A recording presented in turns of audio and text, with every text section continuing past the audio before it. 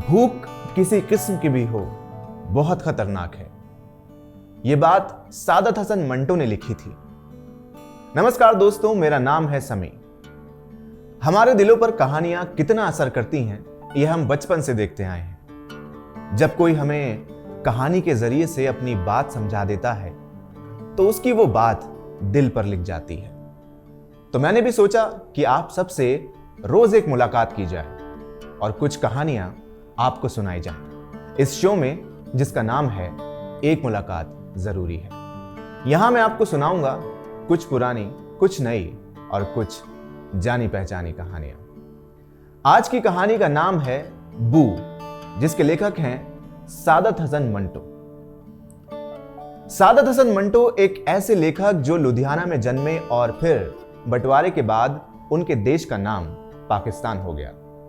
उन्होंने उस दौर में समाज में फैली ख्यालातों की गंदगी से पर्दा हटाने में कोई कसर नहीं छोड़ी थी।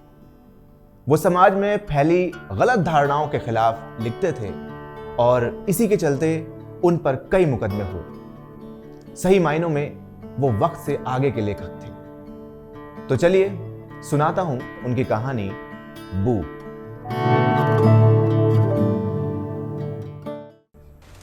बरसात के यही दिन थे। खिड़की के बाहर पीपल के पत्ते इसी तरह नहा रहे थे। सागवान के इस स्प्रिंगदार पलंग पर, जो अब खिड़की के पास से थोड़ा इधर सरका दिया गया था, एक घाटन लड़की रणधीर के साथ चिपटी हुई थी। खिड़की के पास बाहर पीपल के नहाते हुए पत्ते रात के दूधिया अंधेरे में झूमरों की तरह थरथरा रहे थे। और शाम के वक्त जब दिन भर एक अंग्रेजी अखबार की सारी खबरें और इश्तिहार पढ़ने के बाद कुछ सुनाने के लिए वो बालकनी में आ खड़ा हुआ था, तो उसने उस घाटन लड़की को, जो साथ वाले रस्सियों के कारखाने में काम करती थी और बारिश से बचने के लिए इमली के पेड़ के नीचे खड़ी थी, उसने खांस खांस कर अपनी तरफ आकर्षित कर लिया था और उसके बाद हाथ के इशारे से ऊपर बुला लिया था। वो कई दिनों की बेहद सख्त किस्म की तन्हाई से उकता गया था। जंग के चलते बंबई की तकरीबन तमाम क्रिश्चियन लड़कियां जो सस्ते दामों में मिल जाया करती थीं, वो औरतों की अंग्रेजी फौज में भर्ती हो गई थीं। उनमें से कई एक ने फोर्ट के इलाके में डांस स्कूल खोल लिए थे, जहां सिर्फ फौजी गोरों को जाने की इजाजत थी। इन हालातों से रणधीर बहुत उदास हो गया था और उसके ईगो पर बनाई थी। और उसकी वजह यह थी कि क्रिश्चियन लड़कियां बहुत मुश्किल से मिला करती थी, और दूसरा यह कि फौजी गोरों के मुकाबले रणधीर कई ज्यादा मुहज्जब, यानी सभ्य, पढ़ा लिखा और खूबसूरत नौजवान था। मगर इन सब के बावजूद उसके लिए फोर्ट के लगभग तमाम क्लबों के दरवाजे बंद कर दिए गए थे, क्योंकि उसकी चमड़ी सफेद थी। जंग से पहले रणधीर नागापाड़ और ताजमहल होटल की कई मशहूर और मारूफ क्रिश्चियन लड़कियों से जिस्मानी ताल्लुक, यानी फिजिकल रिलेशन, कायम कर चुका था।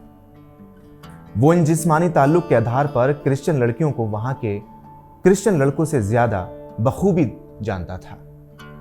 और वो ये भी जानता था कि जिनसे ये लड़कियां फैशन के तौर पे रोमांस करती हैं, बाद में उन्हीं में से किसी बेवकूफ से शादी कर लेती हैं। रणधीर ने बस यूं ही हेजल से बदला लेने की खातिर उस घाटन लड़की को इशारे पर बुलाया था। हेजल उसके फ्लैट के नीचे रहती थी और हर रोज सुबह वर्दी पहनकर कटे हुए बालों पर खाकी रंग की टोपी तिरछे एंगल से लगाकर बाहर निकलती थी और लड़कपन से चलती थी, जैसे फुटपाथ पर चलने वाले सभी लोग टाट की तरह उसके रास्ते में बिछे चले जाएंगे। रणधीर सोचता था कि वो इन क्रिश्चियन लड़कियों की तरफ इतना ज्यादा क्यों झुका हुआ था। इसमें कोई शक नहीं कि वो अपने जिस्म की तमाम दिखाई जा सकने वाली चीजों की नुमाइश करती हैं, किसी किस्म की झिझक महसूस किए बगैर अपने कारनामों का जिक्र कर देती हैं, अपने बीते पुराने रोमांसों का हाल सुना देती हैं। ये सब ठीक है, लेकिन किसी दूसरी लड़की में ये खासियतें भी तो हो सकती हैं।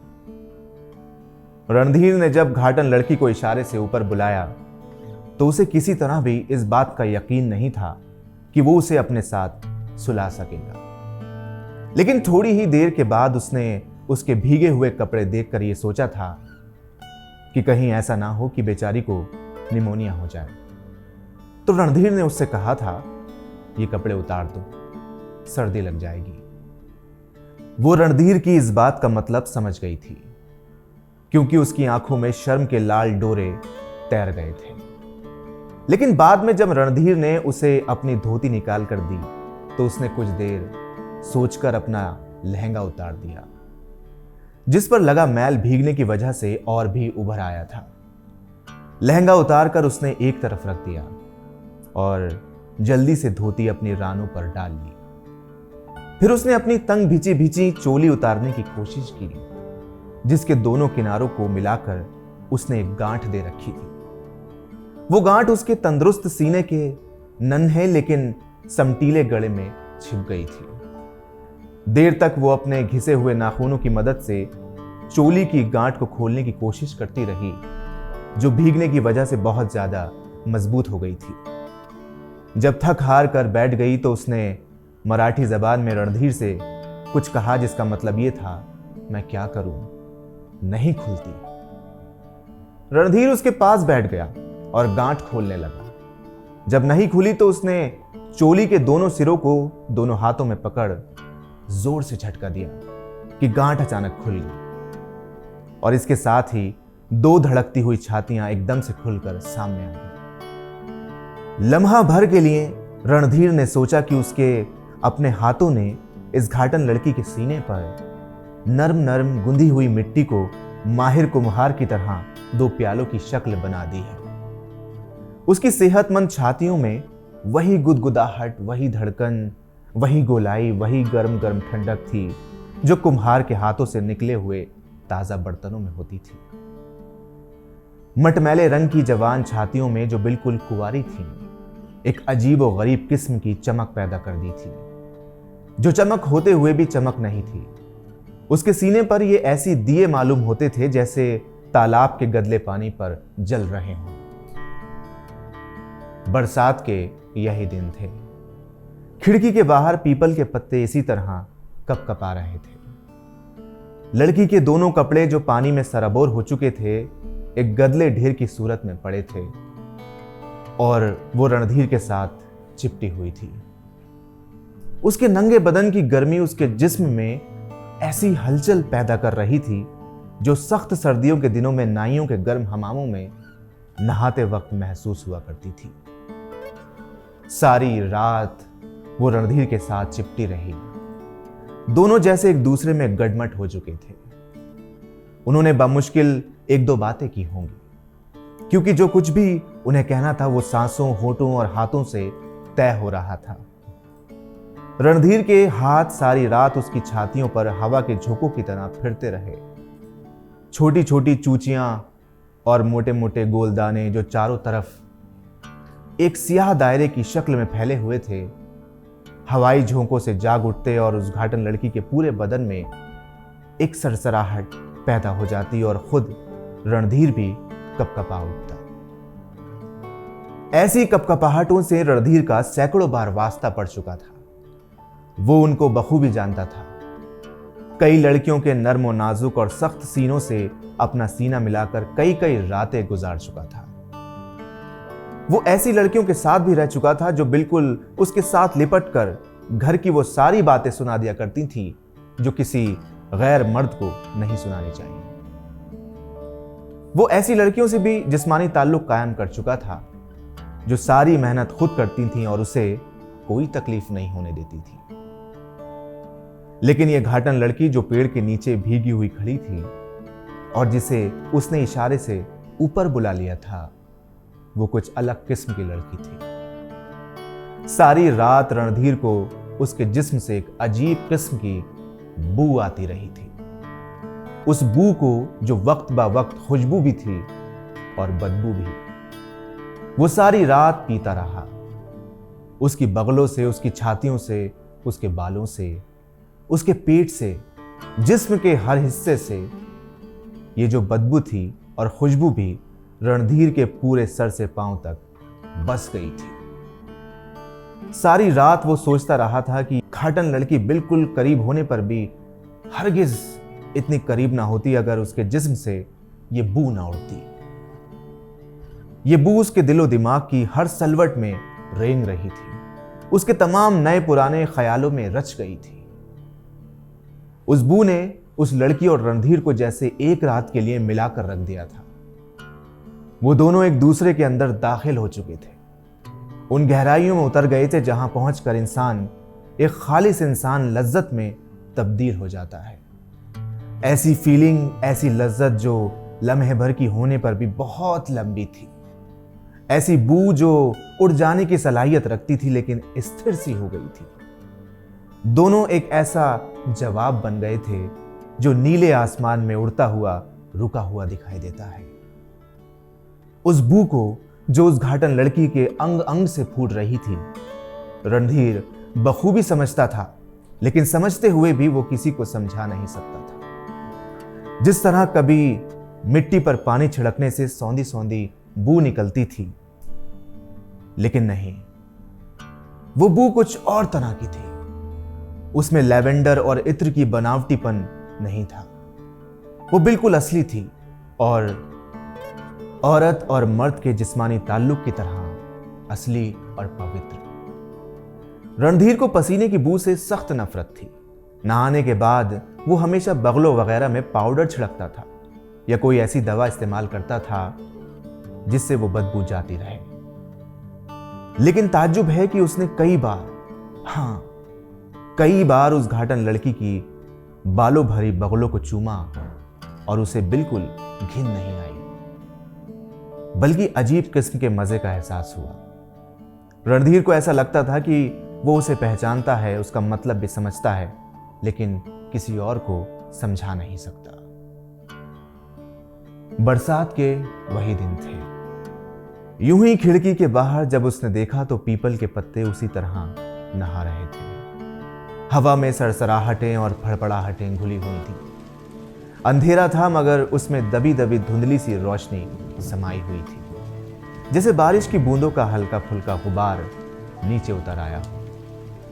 बरसात के यही दिन थे जब रणधीर के कमरे में सागवान का सिर्फ एक ही पलंग था, लेकिन अब इसके साथ एक और पलंग भी था और कोने में एक नई ड्रेसिंग टेबल भी मौजूद थी। दिन लंबे थे, मौसम भी बिल्कुल वैसा ही था। बारिश की बूंदों के साथ सितारों की तरह कुछ रोशनी भी उतर रही थी, लेकिन फिजा में हिना मेहंदी के इत्र की तेज खुशबू मिली हुई थी। दूसरा पलंग खाली था जिस पर रणधीर औंधे मुंह लेटा खिड़की के बाहर पीपल के पत्तों पर बारिश की बूंदों को नाचता देख रहा था। एक गोरी चिट्टी लड़की जिस्म को चादर में छिपाने की नाकाम कोशिश करते करते करीब करीब सो गई थी। उसकी सुर्ख रेशमी शलवार दूसरे पलंग पर पड़ी थी, जिसके गहरे सुर्ख रंग के इजारबंद का एक फुंदना नीचे लटक रहा था। पलंग पर उसके दूसरे उतारे कपड़े भी पड़े थे।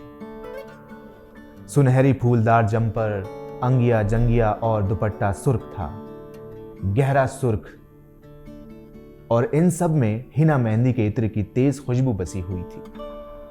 लड़की के सियाह बालों में मुक्केश के जर्रे धूल के जर्रों की तरह जमे हुए थे। चेहरे पर पाउडर, सुर्खी और मुक्केश के इन जर्रों ने मिलजुल कर एक अजीब रंग बिखेर दिया था।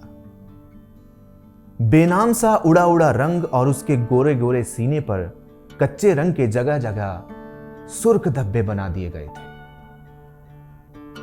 छातियां दूध की तरह सफेद थीं, उनमें हल्का हल्का नीलापन भी था। बगलों के बाल मुंडे हुए थे, जिसकी वजह से वहां सुरमई गुबार सा पैदा हो गया था। रणधीर उस लड़की की तरफ देखकर कई बार सोच चुका था, क्या ऐसा नहीं लगता जैसे मैंने अभी अभी कीले उखेड़कर उसको लड़की के बंद बक्स से निकालने की कोशिश की हो। उसने सोचा कि जिस तरह किताबों और चीनी के बर्तनों पर हल्की हल्की खराशें पड़ जाती हैं, ठीक उसी तरह उस लड़की के जिस्म पर भी कई खराशें थी। जब रणधीर ने उसकी तंग और चुस्त अंगियों की डोरियां खोली तो उसकी पीठ पर और सामने सीने पर नरम नरम गोश्त पर झुर्रियां सी बनी हुई थी और कमर के चारों तरफ कसकर बंधे हुए इजारबंद का निशान, वजनी और नुकीला जड़ाऊ नेकलेस उसके सीने पर कई जगह खराशे डाल चुका था, जैसे नाखूनों से बड़े जोर से खुजाया गया। बरसात के वही दिन थे। पीपल के नर्म नर्म पत्तों पर बारिश की बूंदें गिरने से वैसे ही आवाज पैदा हो रही थी जैसी रणधीर उस दिन सारी रात सुनता रहा था। मौसम बेहद सुहाना था, ठंडी ठंडी हवा चल रही थी, लेकिन उसमें हिना के इत्र की तेज खुशबू घुली हुई थी। रणधीर के हाथ बहुत देर तक उस गोरी चिट्टी लड़की के कच्चे दूध की तरह सफेद सीने पर हवा के झोंकों की तरह फिरते रहे। उसकी उंगलियों ने उस गोरे गोरे बदन में कई चिंगारियां दौड़ती हुई महसूस की थी। इस नाजुक बदन में कई जगहों पर सिमटी हुई कपकपाहटों का भी उसे पता चला था। जब उसने अपना सीना उसके सीने के साथ मिलाया तो रणधीर के जिस्म के हर रोंगटे ने उस लड़की के बदन के छिड़े हुए तारों को भी आवाज सुना दी थी। मगर वो आवाज कहां थी? वो पुकार जो उसने घाटन लड़की के बदन की उस बू में सुनी थी, वो कहां थी? वो पुकार जो दूध के प्यासे बच्चे के रोने से ज्यादा होती है, वो पुकार जो हदें पार करके बेआवाज हो गई थी। रणधीर खिड़की से बाहर देख रहा था। उसके बिल्कुल करीब ही पीपल के नहाते हुए पत्ते थरथरा रहे थे। वो उसकी मस्ती भरी कपकपाहटों के उस पार कहीं दूर, कहीं बहुत दूर देखने की कोशिश कर रहा था, जहां मठीले बादलों में अजीबो गरीब किस्म की रोशनी खुली हुई दिखाई दे रही थी, ठीक वैसे ही जैसी उस घाटन लड़की के सीने में उसे नजर आती थी। रणधीर के पहलू में एक गोरी चिट्टी लड़की, जिसका जिस्म दूध और घी में गुंधे मैदे की तरह मुलायम था, लेटी थी। उसके नींद में सोते बदन से हिना के इत्र की खुशबू आ रही थी, जो अब थकी थकी सी मालूम होती थी। रणधीर को ये दम तोड़ती खुशबू बहुत बुरी लग रही थी। उसमें कुछ खटास थी, एक अजीब किस्म की, जैसे बदहजमी के डकार में होती है, उदास, बेरंग, बेचैन। रणधीर ने अपने पहलू में लेटी हुई लड़की की तरफ देखा। जिस तरह फटे हुए दूध के बेरंग पानी में सफेद किस्म के गोले अलग अलग तैरते होते हैं, उसी तरह उस लड़की के जिस्म पर खराशे और धब्बे तैर रहे थे, और वो हिना के इत्र की ऊट पटांग खुशबू।